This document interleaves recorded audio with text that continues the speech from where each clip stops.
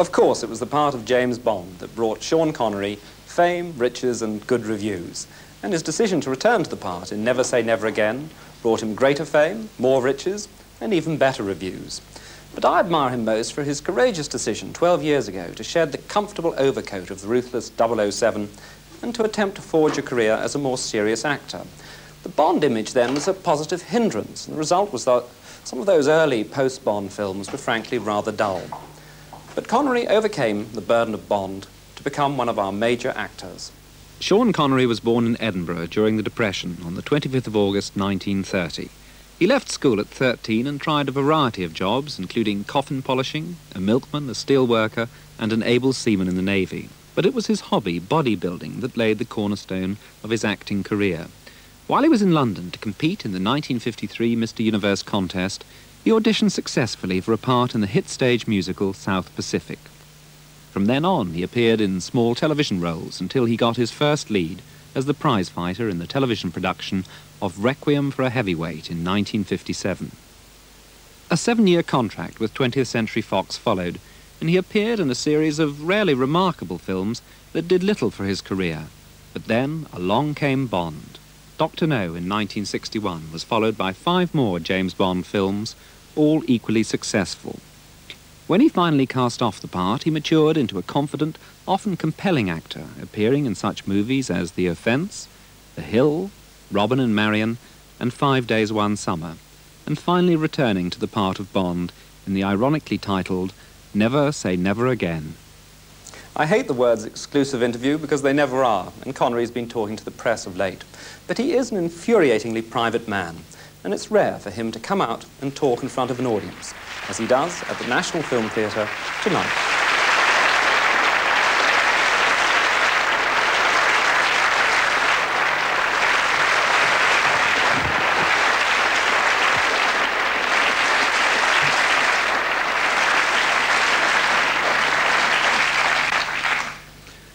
Welcome to the NFT. Were you pleased that they decided to run a season of your films?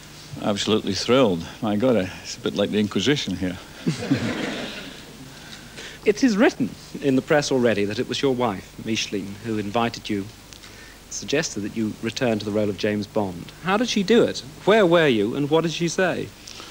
Well, it's a sort of convoluted story, but it goes back a while. When I was doing The Wind and the Lion, Kevin McClory came, and he knew I had no desire to play the part, but wanted me to write the script with Len Dayton. I agreed to do it, and it was going rather well, and I told Micheline, and she said, well, if it's going so well, why don't you play the part? And when I thought about it, well, it seemed quite a good idea. Thought it through, and then decided to go ahead. I came down to the set one day, and I think it would be true to say that Irving Kershner got some assistance from you on the days when you were on the set in terms of direction. You have no qualms about that. You don't bow down to the auteur director. Well, I think that in the case of the Bond films, I've now done 7, and that was his first.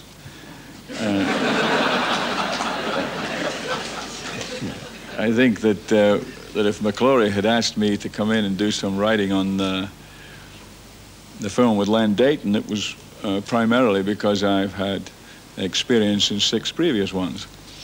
And after all, it's 13 years since I had played the Bond part, and in that interim period, I've learned a few wrinkles too.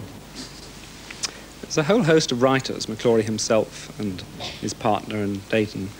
The credit goes to Lorenzo Semple Jr. on the film, but I know other people worked on it, didn't they? Why should one man be attributed the final screenplay when perhaps it wasn't one man's final screenplay? Well, on that issue, I feel it's grossly unfair because, in fact, Lorenzo Semple came up with a basic structure at the beginning, and I worked with him to get the construction of the story right within the confines of the limitations of the legal department, which were rather important.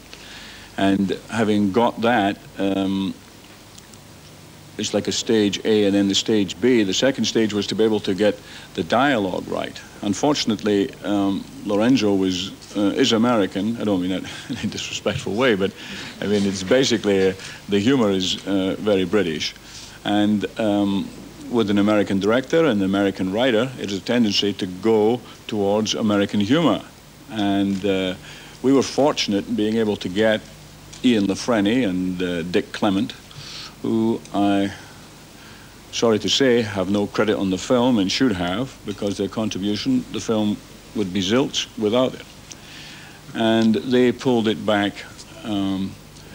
We worked a lot on different scenes and got the humor back more on a sort of British basis. Yes, there's a lovely line in it. Alec McCowan plays Q, and he says, "Now that you're on the case, Mr. Bond, I hope we're going to have some gratuitous sex and violence."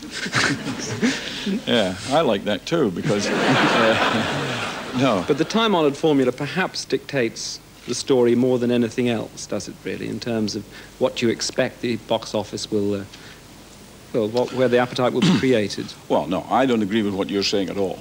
The point is that the film itself, they were already taking a different direction during the You Only Live Twice, going on to Diamonds Are Forever, and when I left it, then when Roger inherited the part, they were already going in the direction with the hardware. My feeling is that the better of the films was From Russia with Love.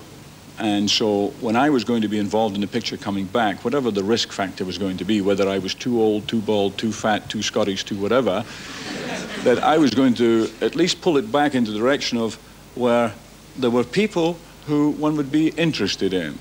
And therefore one aimed at getting what I thought was the best actors possible for all the different parts. And making a story, hopefully, that an audience would follow regardless of whether it was a James Bond film or not.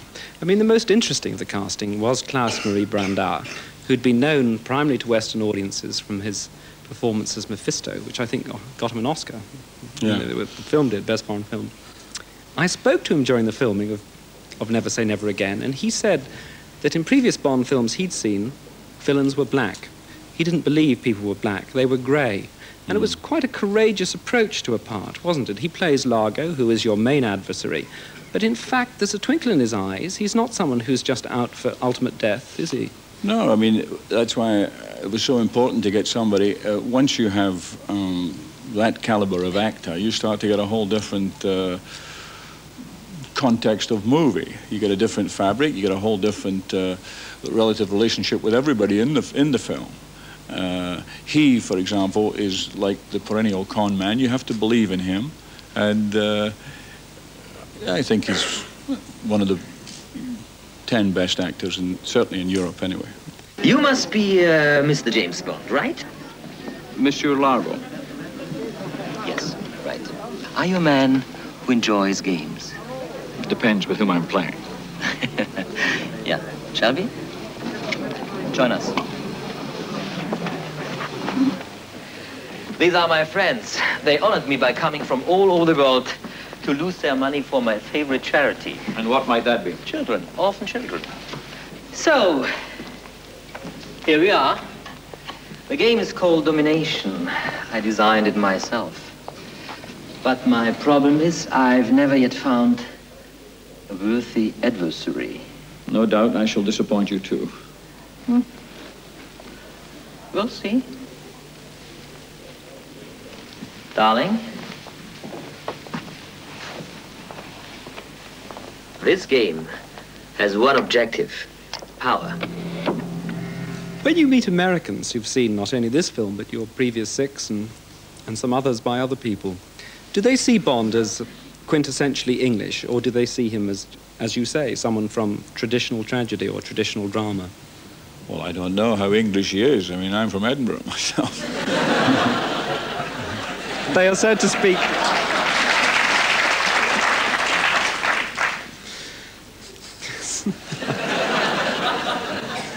I wish I had an answer to that. But you yourself, when you left Scotland, from not a rich family, was it really... Did you escape from Scotland into what became a part in the chorus of South Pacific? Was it a means of escape, or was it a piece of ambition, saying, this is what I want to do, I want to act? No, it's just, I mean... one sees things a bit clearer, even in an actor's career, in retrospect, the same as I do in my life. And I remember that my ambition was to finish with school, to get into the Navy, to go to the war. I don't know why, but whether it was propaganda or whatever, but I wanted just to get out of wherever I was, as it were, in Scotland.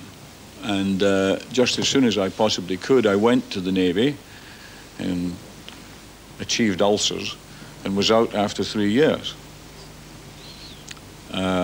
So much for ambition, but the drive was still to get out of the place. I came back to Scotland and I still wanted to get out. And it seems to be a very common case. A lot of Scots are the same. There's 5 million of them, and there still stays 5 million, and no matter what happens. And there's 14 million in America.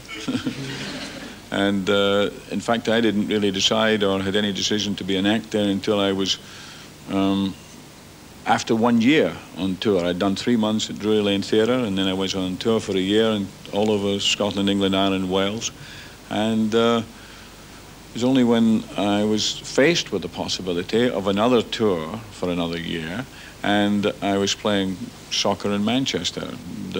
They had said, well, would you consider to take a trial for soccer professionally, that I really had to make a decision.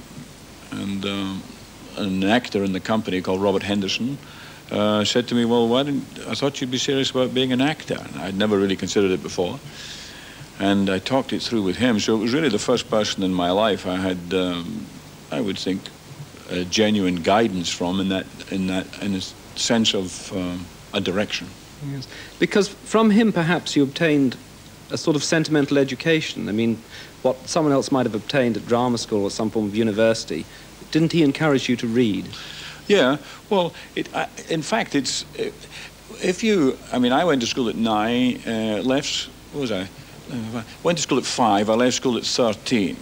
So, and that was during the war years. 39 the war started, 43 I finished with that. So I had no basic education as such, because during the heavy period, 42, 43 onwards, we were in people's houses, and a lot of people didn't want certain kids in their houses, and I was one of them. And so, why was that? Well, because it's okay to deliver the milk, and it's not the same to go in and be taught. And so I was always very conscious of the fact that one did not have formal education as such, and was greatly impressed when I was on tour in South Pacific with actors and writers and directors that seemed so brilliant and seemed to know everything, and I thought I was so stupid, and just over-impressed by them all. And as I've got older, because I'm very old now, I'm 53, I realized that they weren't so smart, and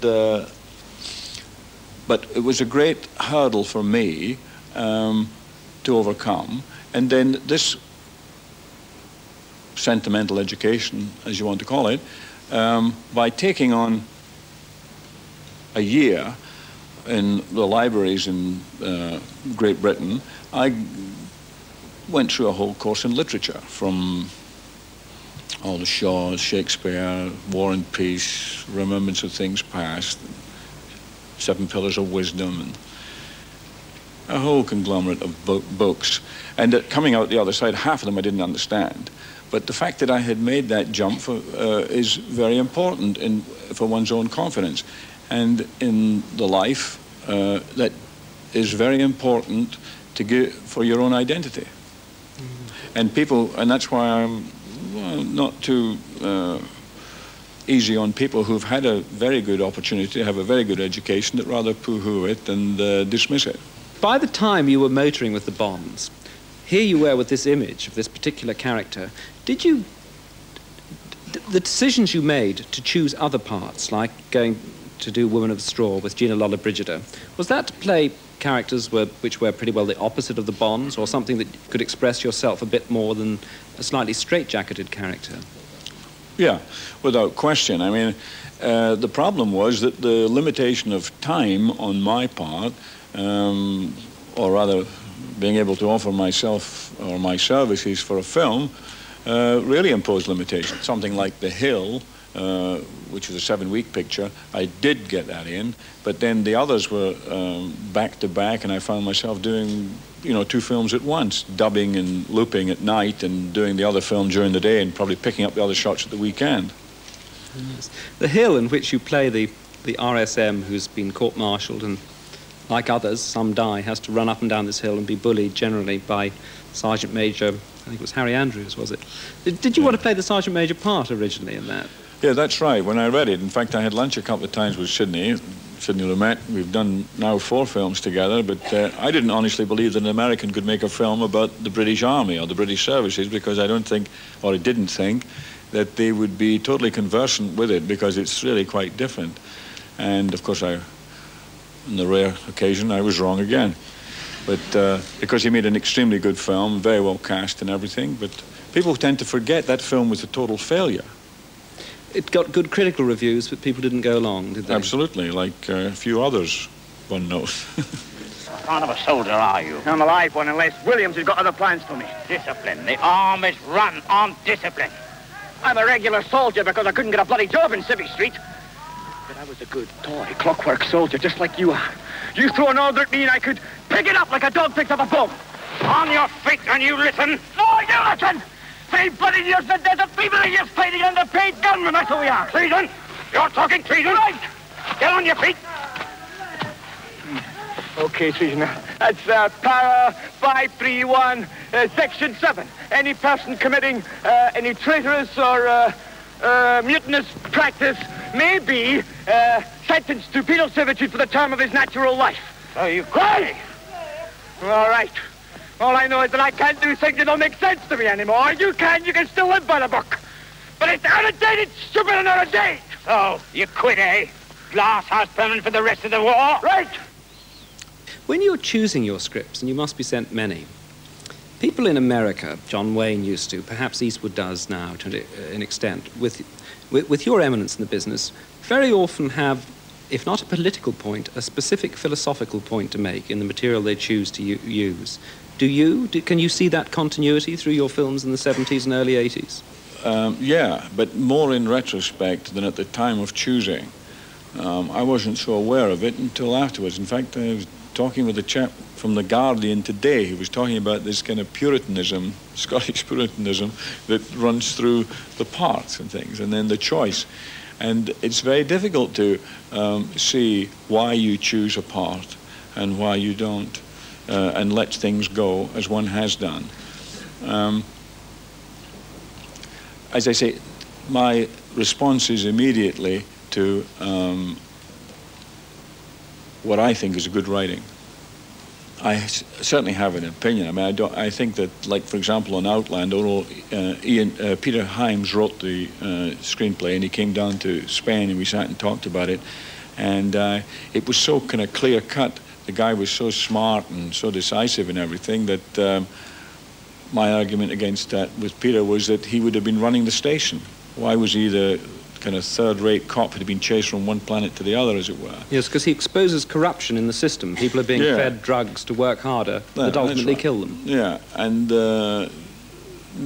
so the person would have been less assured than he was written in that kind of black and white way. That's one of the points. And but then that's kind of shading in terms of what you want to do with a part. But I suppose, in answer to your question before, I chose it because of the sort of morality of it. I like the fact that that you can resolve a problem and be able to do something about it, because I hate parasites, I hate incompetence, and I hate stupidness, and that sort of corruption. I like to think that, well, sometimes the good guys win.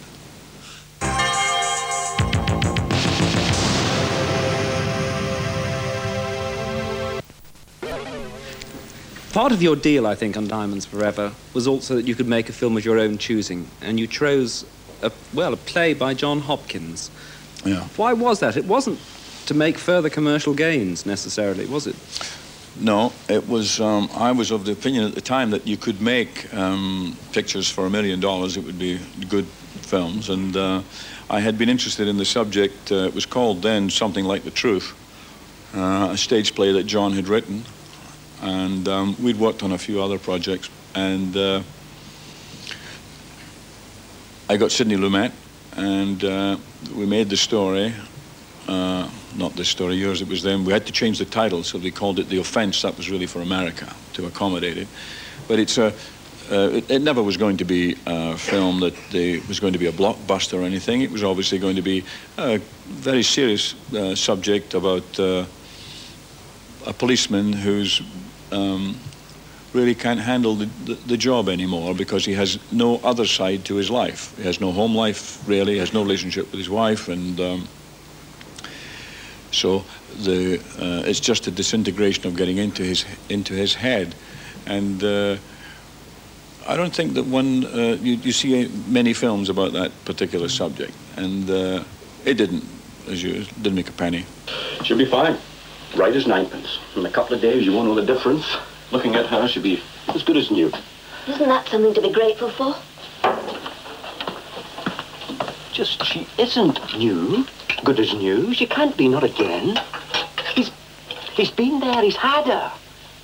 And what's the matter? She's alive. But she could be dead. Oh, I've seen them dead. A couple of years ago, remember? That girl, the bloke that he tore in half, what was her name? The dark hair. I can see her. I can't keep everything here. All the people, the things, and death. Bodies. Stinking, swollen, black, putrid, and the smell of death.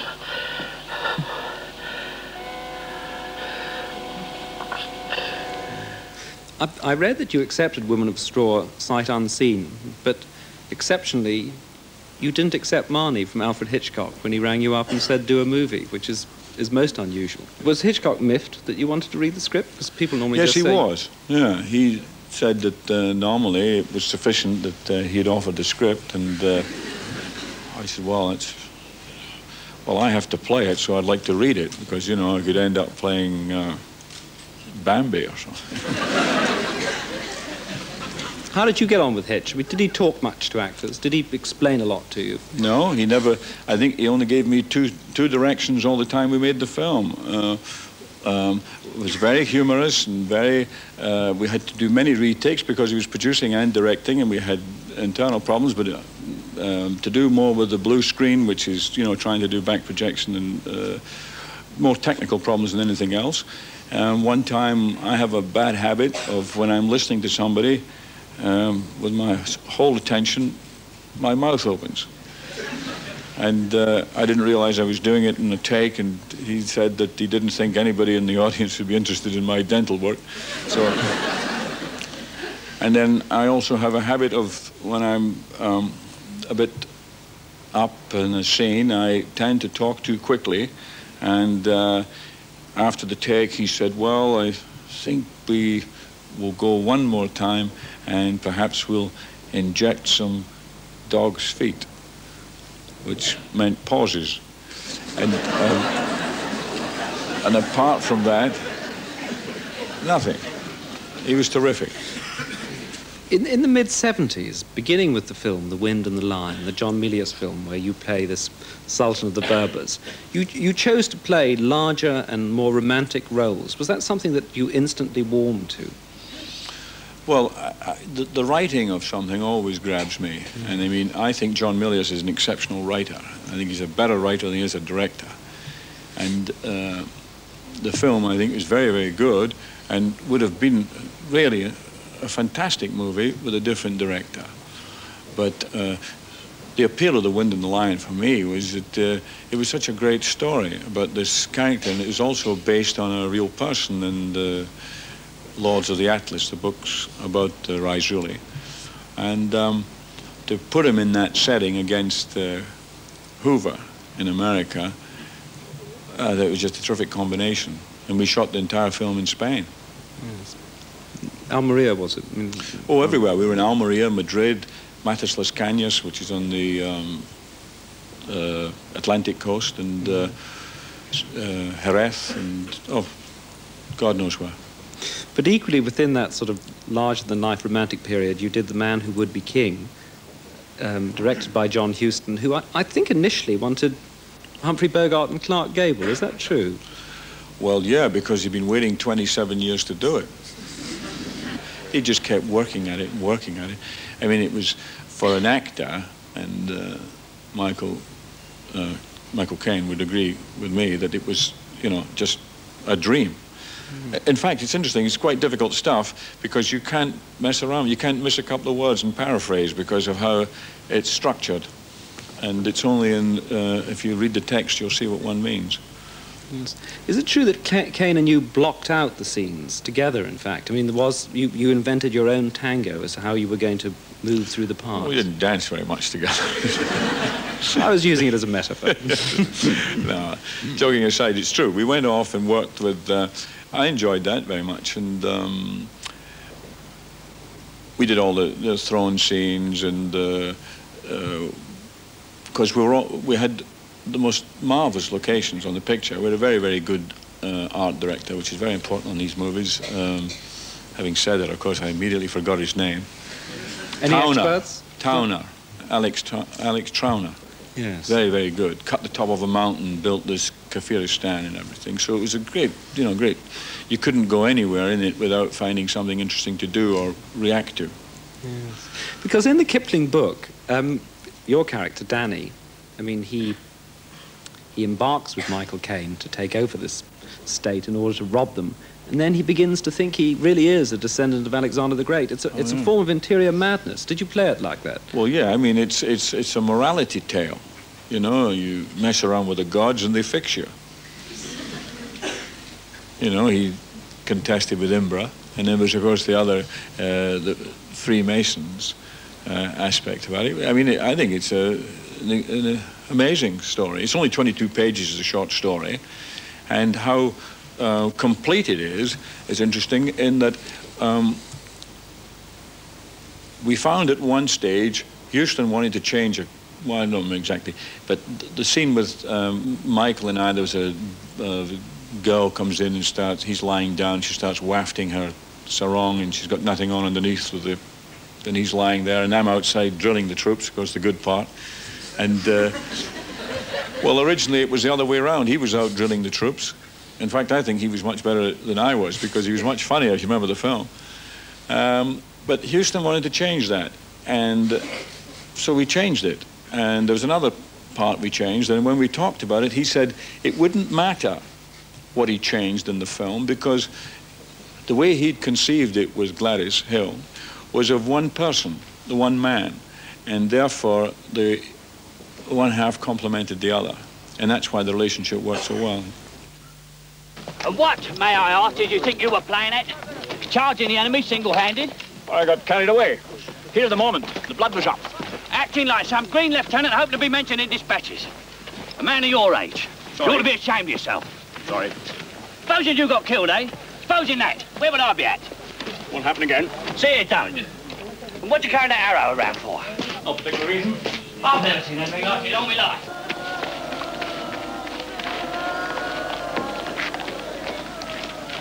Oh, laddie back. What's she up to? What that क्या कर रहे हो तुम? Huh? क्या कर रहे हो? هذا المورب. هاي بطل. هذا ابو التشير. ضربت المعركة كبيرة بطل. هذا القتال مرات الراس. He's a he-great warrior. He win this big battle, and now, according to custom, he lop off their heads. Great warrior, eh? Well, I never saw him in the thick of the fray. There'll be no execution of prisoners in this army. Time to put that sword away. And the third of that trio of historical characters, in Robin Hood and Robin and Marian, couldn't have been further from James Bond. I mean, Robin is down and out. When you read the James Goldman script, was it Richard Lester who sent it to you? Any hesitation? Oh no, I think that Robin and Marian, in fact, is on a par with The Man Who Would Be King as a complete script, and it's rather sad that the picture was not a success at all, but it has become a success in terms of, I don't know why, but it's been sort of resurrected as a sort of semi kind of cult movie now very quickly, quicker than any of the others, like say The Hill took much longer to come about. But the Goldman wrote the story but completely. I think he captured everything about it. But I think they made one fatal error in exploiting the film by trying to make it a romantic story. The film was written by Goldman as the death of Robin Hood, and should have been left as that, because that's what he was examining, the sort of death of a hero, and revealing really that he's not too intelligent, you know, Robin. In fact, he's the smart one really is the sheriff of them all. He's the one with the intelligence, which was Robert Shaw. And to expose it in that way, it starts off quite sort of jolly, and then eventually the reality of the tale prevails, and you realize that, my God, it's about somebody who's really over the hill. He's not too smart. He's a boy at heart with some kind of charisma, and I'm sure that's how it was, and makes heroes.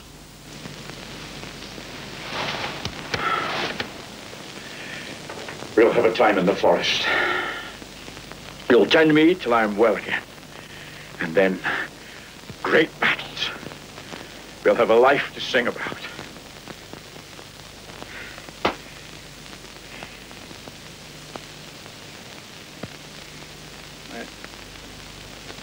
My legs are cold. I know. And now? I said you'd have no pain. What have you done?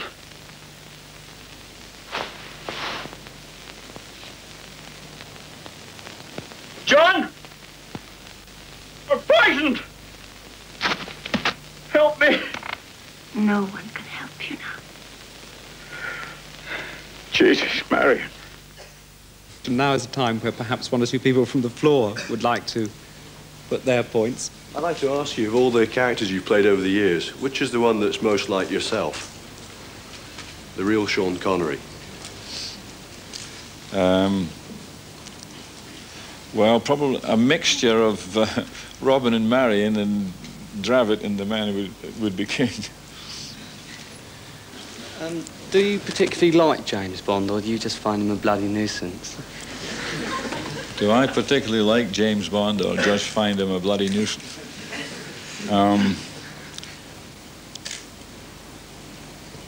I have to say I don't dislike him.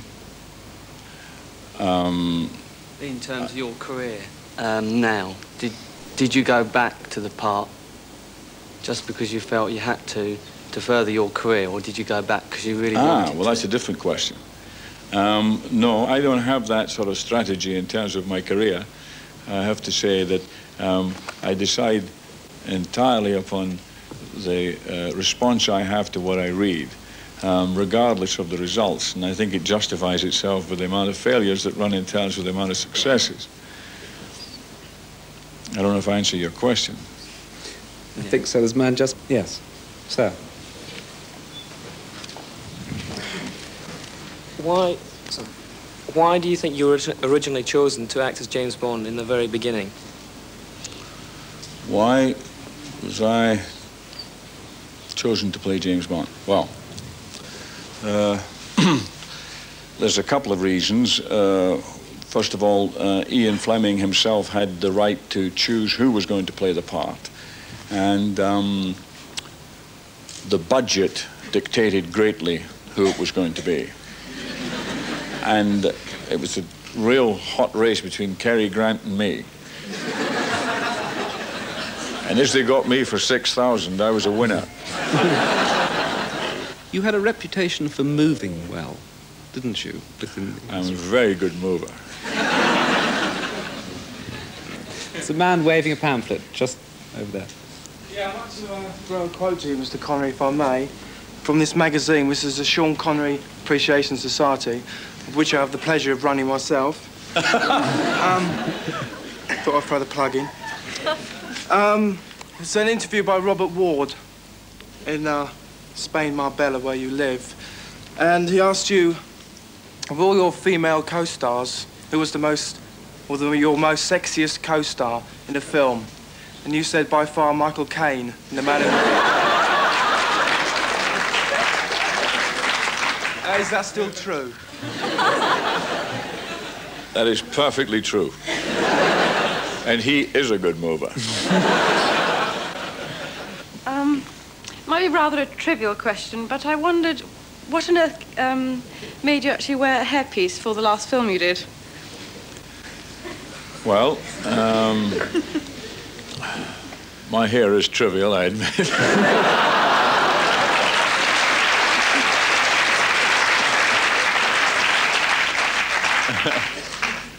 Well, believe it or not, but it was a point of great discussion during the pre-production of the film, whether one went with a beard or a mustache or a hairpiece or whatever. I mean, one used it because it was a James Bond film, and whereas on other films, like, say, on Robin and Marian or The Man Who Would Be King or whatever, one didn't need it because it didn't seem appropriate. Orient Express, I did, because one was looking for a certain line and a look. And a final question, that other eternal youth, Roger Moore. Older than you. When he goes to see Never Say Never Again, what do you hope his reaction will be?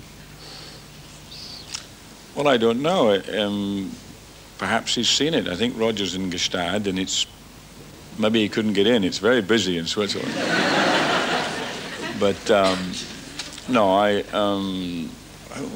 well, he probably thinks maybe Sean moves better than I do. And, well, I do have more hair than he has. I am older than he is. What age do you get your pension in this country? 65 if you're a man. Well, to be honest, I think that the Roger and myself, I think, are at the stage of the film when it should be played by somebody younger. It's never been played better. Sean Connery, thank you.